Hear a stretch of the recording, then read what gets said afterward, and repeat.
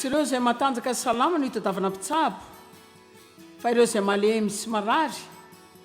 Hitanareo raha olona tanteraka ianao androany alina tsy andray ninninina amin'izao ianao, fa izao kosa raha tsy milamina ianao dia azo zany dia anao hoe Andriamanitra tiako ty madama ty tena ho azy zany.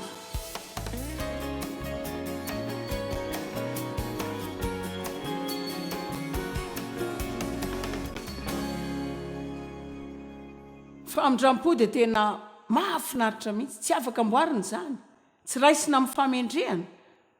Ny famindram-po dia fanomezana izay mitaky toetra n'Andriamanitra mba olon'ny famindram-po. Niza mety ho voaranitra sy sarotiny ary kisitinjitina dia ho tezitra foana rehefa tsy mahazo ilainy. Tsy mila ny herin'ny fanamasina isika, tsy mila ny rano Kristy isika ao an'izany. Fa lazaiko anareo zao rehefa nahazo 20 taona tamiko ny fiainana, izany hoe zanana natoetra maniratsira, sarotiny, kizitina, belon'po, fetsifetsy, maditra, mpikomy. Izany hoe nanana toetra ratsy maro loatra, ka betsaka koa no namboarin'Andriamanitra tamiko dia ireo teny maro sy fahasimbana maro tamiko mandra-patongako tamin'ny teboka izay nafantarako fa Andriamanitra tsy faly tamin'ny faniratsirako, ny fahasarotako, ny fahakizitinako, mora tezitra loatra, tsy mamela olona ny toetrako. Fa tiany isika ho mpamindra fo, tiany isika hiankina amin'ny Kristy, tiany isika hiaina amin'ny fitiavana. Baiboly milaza amin'ny Kolosianina, mitafy famindram-po. Itafiny zany tahaka anao ny soloakanjo melohana natongavana teto Androany. Izany hoe tsy miala avy any amin'ny fitoerany dia mipetraka ao azy amin'ny tenanao, fa mila anaovanao zany, zavatra atao fananiny zany. Tsy voatery hatsapa famindram-po isika va ho mpamindra fo. Tsy voatery ho tsapanao zany, afaka ny mpamindra fo ianao satria resaka safidy ataonao zany. Afaka manampy olona ianao izay amin'ny natiorany tsy mendrika ny fanampianao mihitsy.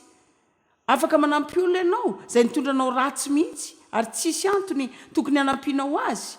Fa rehefa manao ianao, rehefa maneho famindram-po an'olona, tsy mendrika izany ianao dia izay ianao no maneho ny tenanao tahaka an'Andriamanitra. Izay no anehoantsika ny tenantsika tahaka an'Andriamanitra. Izay sika no afaka milaza hoe fantatro Andriamanitra. Amen. Firy aminareo no mahita fomba andehanana amin'izany toerana izany, mino aho fa za zany. Amen. Ity zao vavaka afaka ataonao isan'andro, Efesiana 3:4. Mivavaha isan'andro mba omena anareo araka ny haren'ny voninahiny, ny mba ho atanjahina fatratra amin'ny fanahiny toe-panahinareo dia ny tontolonareo sy ny tenanareo rehetra ho feno an'Andriamanitra tanteraka. Tiako ny manana ny fahafenon'ny fanahy. Za tsy teny tsony hoe hitanao feno fanahy dia mampiasa sasany amin'ny vokatry ny fanahy. Marina. Za feno fanahy satria mandeha any amin'ny fiangonana foa. Dia izay mandisy miteny amin'ny teny tsy fantatra ninninini.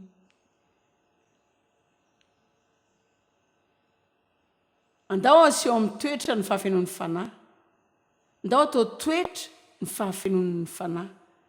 Tiako ny vokatry ny fanahy, tiako koa ny hafaliana, tiako ny fientanam-po. Fa za efa leo ny mahita olona tonga any am-piangonana tsinjaka sy mioraka ary mikikika dia manao ireo karazana tsy hoe zava-panahy. Fa rehefa any amin'ny tsisy mahita any tokantrano any dia marina ampianareo an'izao mitory zavatra izay tsy mbola nataonareo a. Raha te hijery ianao iza marina ny tena kristiana za makao am-piangonana. Fa sika rehetra manana ny sarotavantsika ao am-piangonana. Jereo any miafina any an-trano azy zany, jereo nataony olona rehefa mahazo ireny vaovao ratsy ireny. Efesiana 4:1-2. Eo amin'ny 1 fa i Paoly dia milaza mangataka aminareo mba hiaina fiainana izay mendrika ny fihetsoana masina ary mba hanananareo toetra mendrika ilay miantso izay tokony hanomponareo an'Andriamanitra. Firy aminareo no mino fa raha hanonana ny tenantsika kristiana isika dia mila manao toetra tahaka ny Kristy. Miasa miaraka amin'Andriamanitra isan'andro amin'ny toetra koa. Tsy mitadidy soratra masina fotsiny, za manao izany mihitsy, fa ny toetrako tena zava-dehibe amiko ny anaovako toetra tsara, ny tondrako olona tsara. Ndiny faharoa milaza hoe miaina amin'ny fanetretena sy ny fahalemem-panahy. Azonareo ve midika zany hoe fahalemem-panahy zany midika fa tsy ambonin'ny olon-kafa rehetra koa ianao. Ary indrindra raha toa ka misy zavatra hainao kokoa ka tena fezinao dia zany akory tsy midika fa tokony mifantatrao fa fanomezana zany. Fanetretena no mampafantatra ny fanomezan'Andriamanitra. Ary matetika rehefa manana fanomezam-pahasoavana isika amin'ny zavatra iray, tena mora ny alan'ny faharetana sy ananana toetra ratsy amin'ny olon-kafa izay tsy mahafezany zavatra izany. Amen. Tanareo tena mora kely tamin'ny devina nanao fikarakarana satria izy lehibe tamin'izany ary izy nianatra betsaka tamin'Andriamanitra. Eo ihany ilay maha izy azy fa mora kokoa taminy manao izany mihoatra noho ny ahy. Mila niasa kokoa ny amin'izany aho. Dia nitombo tao anatin'ny fatakaran'izany niaraka tamiko izy.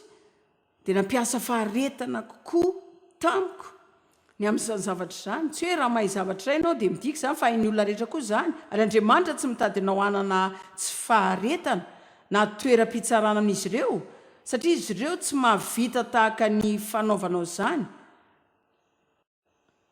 Araka ny voalazako mitory zavatra tsy mbola nataonareo aho.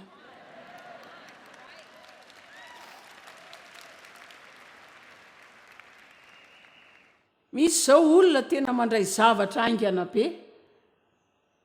Ny zanakay lamatoa izao Davida mandray zavatra aingana. Ary afaka tenenanareo zany raha jorontsika eto izy tsy miresaka izany tsy eo masony aho.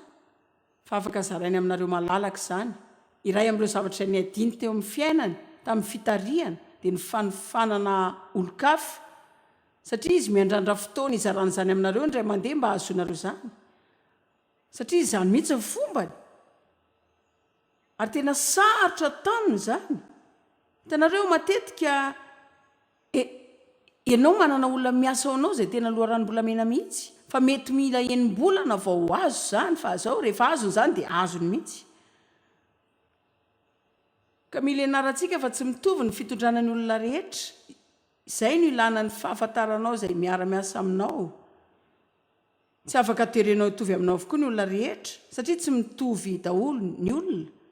Manan-kery daholo isika, dia manana fahalemena koa. Misy volamena avokoa amin'ny olona rehetra, fa mila adinao fotsiny izany. Amen.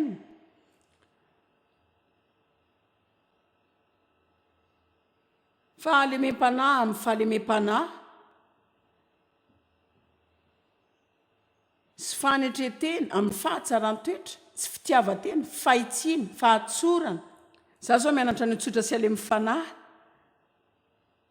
Lazaiko anareo raha afaka ampianarin'Andriamanitra mialohan'ny hafatezako tena feno fisaorana foana. Zany zao tena mbola fanamby amiko.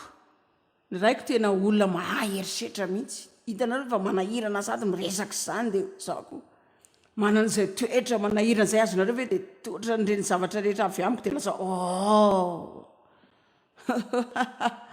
marina azonareo ve izany androany hariva.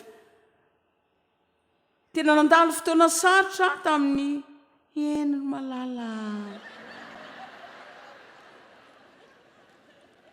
Teraina ny tompo. Fa tiako nareo rehetra halala fa mbola mivavaka ho an'izany aho, sady mbola miasa ho an'izany, ary mitombo tsara isan'andro aho.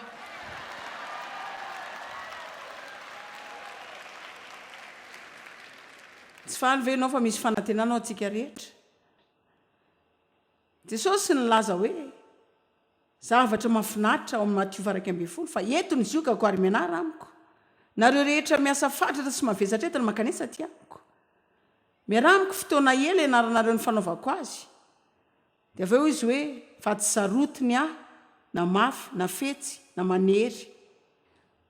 Ore olona nandany ny androm-piainako tamin'ny fahasarotana sy fanamafisana sy ny fahafetsena sy ny fanerena dia nanao fitsipika sy fanantenana amin'ny olona ka raha tsy atao mifanaraka amin'izay ilay izy dia tezitra. Fantatra fa tsy misy ohatr'izany aminareo. Zany ny fomba tezana azy zareo tena nitezana tamin'ny tontolo tena enjana. Anila fotoana nandreseny zany rehefa nitezana tamin'ny fomba ohatr'izany ianao. Fa Andriamanitra hiary asa amintsika sy anapetsika raha avelantsika izy. Sasany aminareo zao dia mety ho hafahafa aminareo ohatrany hoe teraka ny lamina tsara ianao. Fa ny akamaroantsika tsy teraka ny lamina tsara zany. Ny akamaroantsika tsy tonga teraka niaraka amin'ny toetra tsara fa isany zany. Fa nanareo izay teraka ny lamina aza dia masika loatra aminay izay mbola mila miezaka amin'izany koa satria misy zavatra tsy mety koa aminareo izay mety ao aminay. Amen. Tanareo za manana fahadisoana mafy fa betsaka olona eo aminareo no manao fahadisoana mora kely. Azonareo ve toy ny hoe manana olana amin'ny fanapahako hevitra diso fa mety tsy olana be amin'ny olon-kafa no mandray fanapahako hevitra amin'izany. Mety tsy dia hanana olana loatra arak'izay ananako izy ireo fa eo mason'Andriamanitra dia ratsy foana zany na tsy mitovy azy. Tsy azonao entina ny fiara-mijanona fa za miezaka nihetsika foana. Mety ho lasa tany amin'ny lalana diso andra mandeha fa za mivoatra foana fa mpanetsika azy mpanotsina dia misy zavatra vitsy miova ary izay manampy olona maromaro ihany maneran-tany. Sasany aminareo zao manao izay hamantarana izay ho asa fanomponao mandritra ny 7 taona. Ary tsy mahita napahana hevitra ianao fa andreo ianao manao diso. Firy aminareo no mahatakatra izay lazaiko mikasika ny hoe fahadisoana mafy sy fahadisoana mora. Farany ao saina hoe tsy tratra zanontsony mihitsy ianao. Sa manana ny fahadisoantsika isika. Fa Jesosy nilaza fa tsy sarotiny ana mafy na fetsina manery. Fa mora fanahy, tsotra, malemy, malefaka. Soratra masina mahafinaritra. Tao jerena ny Matthieu 7.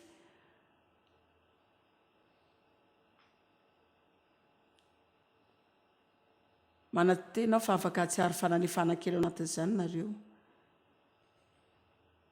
Tiantsika ho alefahana daholo ny fo mafy rehetra androany. Afaka mahatsiaro tena sy atsapan-tena milamina ianao mipetraka eto androany mandra-pisy ny olona matezitra anao. Ka raha zao mba mila milamina tsara ianao dia aza dia mirehare loatra ny amin'izany satria firy aminao zao no mahazo izay lazaiko. Tsy manana olana amin'izany mihitsy miandry fotsiny ianao mandra-pisy ny olona mampifaly sy matezitra anao. Miandry fotsiny ianao mandra-pisy ny olona mitondra ratsy ianao na milaza lainga mikasika anao na olona izay nanaovanao tsara zany ka rehefa mba mila azy ireo ianao dia tsy hitanao izay hitadavana azy ireo dia hitanao hoe hatraiza ny filaminanao. Dia andeha hitady ny dika mitovy amin'izao afatra izao ianao dia andeha hividy androany alina. Dia amerina izao indray ianao dia laza hoe ampio aho Jesosy fa ilaiko izany. Matthieu 7:7. Ndao nge fa afatra tsara ty Ary no niala teo Jesosy dia nahita lehilahy atao hoe Matthieu nipetraka teo ampamoriketra satria izy dia mpamory hetra. Izay no antony nipetrahany teo. Ary ny mpamory hetra ratsy fanahy, tsy mahitsy, tsy olona, tsy misy olona mivavaka ka hosaha hiaraka aminy na koa mba teo namany olona mpamory hetra.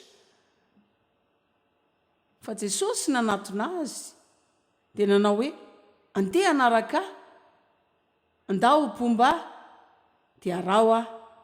Tena misy zavatra mety manitona mihitsy amin'i Jesosy satria tonga dia nitsangana izy dia nanaraka an'i Jesosy. Hitanareo ataoko fa ho azontsika kokoa zany raha raisintsika ohatr'izao ilay izy. Jesosy nandeha teny amin'ny reny voafaritry ny rongony sy mpivariteny ireny ka nanao hoe tsangana dia ndao hiaraka amiko nareo dia hitantsika izay tranga.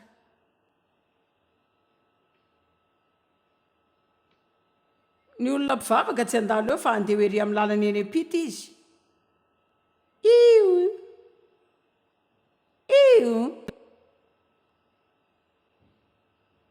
Mila mianatra mihitsy sika izao. Makany am-piangonana tsara manantena fa ho any foana ianao. Fa afaka mipetraka eo amin'ny sezy foana ianao mandra-pahafisaky ny lamosinao tanteraka. Ary tsy midika ninninina izany raha tsy mivoaka eto ianao ho any amin'izao tontolo izao ka aneo azy an'i Jesosy. Amen.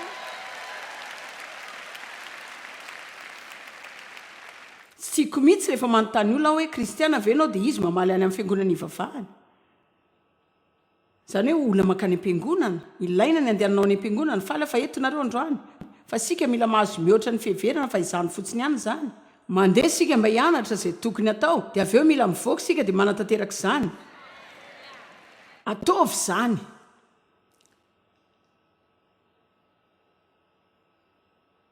ary raha nipetraka nihinana Toetran'ny izy reo nisy mpanota sy mpamorietra maro tonga ka niara-nipetraka tamin'i Jesosy mba mimpianany nitanizy ireo fa nanokatra varavaranao any olona tahaka izany izy zareo zany lasa ohatrany hoe angamisika mba afaka ny akao koa dia lasa mpianatra ry zareo ka rehefa hitan'ny fariseo zany hoy izy hoe nahoana kosa mpampianatra anareo miaraka homana amin'ny mpamorietra sy ny mpanota ary raha nare zany Jesosy dia nanao hoe tsy ireo izay matanjaka sy salama ny todavana mpitsabo fa ireo izay malemy sy marary hitanareo raha olona tanteraka ianao androany hariva tsy handray ninina amin'izao ianao fa zao kosa raha tsy milamina ianao dia azo zany ianao dia anao hoe Andriamanitra tiako ty madamy ty tena ho ahy mihitsy zany halleloia fa mifamarinana sy fahatsorana raha tonga eto ianao ka olona mpivavaka izay tsy manana fanetretena loatra dia heverinao fa ambony kokoa ny tenanao mihoatra noho ny tena izy mety efa mipetraka teo ela ianao ary ny tsara efa ny satria amin'ny nidiranao tato amin'ity trano ity tsy tiako mihitsy ny toetrany dia tsy tiako ilay kavina dia tsy tiako koa ty tsy tiako ilay akanjony dia io izy io ohatra ny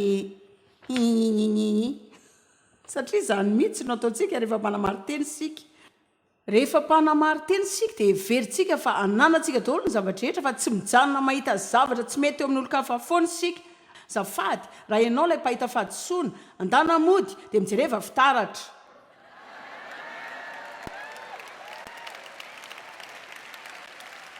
satria izany dia famantarana ny toetra ratsy mandehanaka mianarana hevitra ilay tenin'i Jesosy manao hoe mandehanaka mianarana hevitra ilay teniny 9:12 maniry famindram-po fa manino ianao no miara-mihinana amin'ireo olona ireo fa hoy izy fantaritra zao za tsy mampanina fa natra ataonareo fa famindram-po no sitrako zany dia fahavononana nampy izay mananolana fa tsy fanatitra na fanatitra latsadra eny ary tamin'ny herinandro nahazo antso avy tamin'olona zay tsy miantso raha tsy hitady fanampiana foana ary nandany fotoana lava nampiana olona io taona maro lasa zay zasydefy zany vola betsaka fotoana betsaka ezaka betsaka nanampy sy napakatra azy dia verin-dalana dia tsy hitantsony izy nandritry ny 7 taona nandreny momba azy ireo indray teo amin'ny 3 taona sy tapany teo nanana olana ary zareo afaka ampianareo ve tena mila fanampiana mihitsy mila mandeha amin'ny programma fitsaboana tena potika ny fiainako tena mila fanampiana dia za zany fantatro fa ianao zao mendrandra ho tsotra dia tena anampy anao tokoa sa fo maraina tamin'ny 4 maraina ny dia nandany ora mba hitady teny milaza aminy fa tsy tokony hanampy azy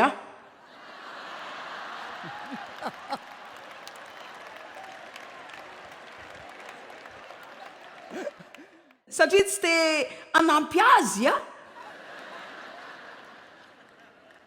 dia le izy lasotrany hoe mandriritra daholo ny olona fa indra zao dia nitady olona nampy ahy dia avy eo lasa ny eo amin'ny ora ray teo dia no farany hoe tsy tokony ataonao fotsiny zany niteraka olonao anao zany eny ary Jesosy inona no ataonao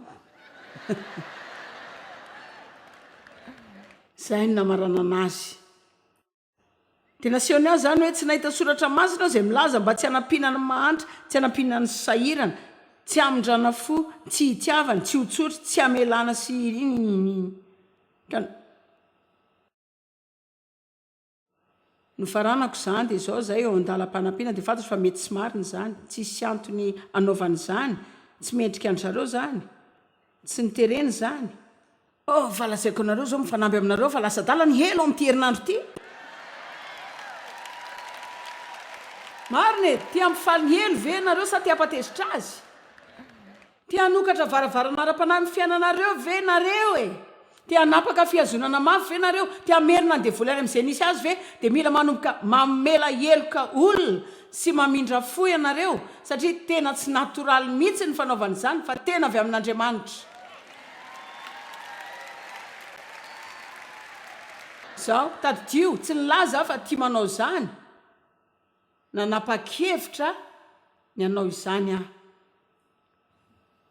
raha tsy azonao zany sombo zany dia tsisy azonao zany le afatra rehetra satria zany dia olana lehibe ao am-piangonana miandry ny itiavantsika zany sika everitsika fa raha ao amin'izany Andriamanitra dia isy faniriana mampihetsi-po zany Jesosy tsy hoe nankafy ny hiantona amin'ny azo fijaliana naniry no afaka hiala tamin'izany izy kanefa izy hoe raha toka tsy ho afahanao hosotroky ihany ilay kapoaka amen inona no nitranga dia nivoaka niaraka tamin'ny herin'ny fitsanganana izy anarana amboniny anarana rehetra mba ho amin'ny anaran'i Jesosy no andoalehany no alika rehetra amen ilaza zavatra malina aminareo koa zao nitranga tamin'io andro io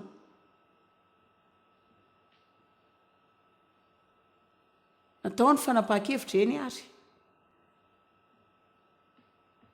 andeha ity tsy misy fiapetratra ny fitiavana mino ny zavatra rehetra zay rehetra toriko aminareo dia mila toriko amin'ny tenako tamin'izany andro zany ny fitiavana mino ny zavatra rehetra anao fanampiana dia nanangona teny vitsivitsy dia nisy tao karazana le atsoantsika hoe fahavalo mpanenjika atsika manao fanakianana manotra atsika manome tsiny ampahy be maso amin'ny zavatra izay tsy misy dikany loatra zany hoe tena adalana fotsiny zany tafiditra hatramin'ny fitoriana aza zany inon'Andriamanitra fa anome antsika fandresena amin'ny fahavalontsika ka mba nisoran'izy ireo ny fitoriana aza ndrehetra na hoe tsy tsoahany zany soratra manaraka tonga teo voatsoaka ilay fitoriana ny farany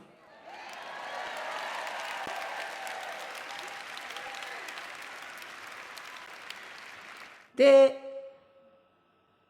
lehilahy ray izay mitovy amin'izany izy milaza fa eo voany mino sy ny tsy mino dia izy zany hitanareo izy ny loha hevitra azonareo zavatra izay aseho an-gazety ireny dia ndrehetra milaza eo inona no heveriny zany mikasika izany dia avy eo izy milaza izay heveriny mikasika dia avy eo ny alatsiny ampabe maso izy nanao hoe mifona ary Joyce Meyer fa nitsaranao tamin'ny alalan'izay voalazan'ireo mikasika anao fa hitako zao fa tsy marina akory zany ka zao tezitra amin'zareo amin'ny tsy nilazan'ireo ny marina tamiko ary tiako zany hoy izy hoe tena hitako sairana kely ao ny amin'izany Joyce Meyer amin'ny lafindray izy mampatsiahy any amin'ilay mpivarotra menaka bibilava tena fifalinana tamin'izany tamin'ny lafindray izy nampatsiahy ilay mpivarotra menaka bibilava izay nangalatra vola tamin'ny madama kely ray fa tamin'ny lafindraindray netin'ilay vola ka nanamboarany trano kamboty sy namanany mahatra ka tena tsy afaka ny safidy azy ay hitondrako azy niova daholo ny zavadrehetra ka lasa nampimendray zany ka tena fandresena fa andao tsy adonona fa mila miverina amin'ilay resaka voalohany teo sika ka le olona izay tsy tiako anehoana famindram-po fa rehefa nanao izay zavatra tian'Andriamanitra atao koa tsy manino izay fahasapako na izay mety ho fahasarotany zany dia tampoka teo na azo fanelany elanana lava sy fanamarinana tamin'Andriamanitra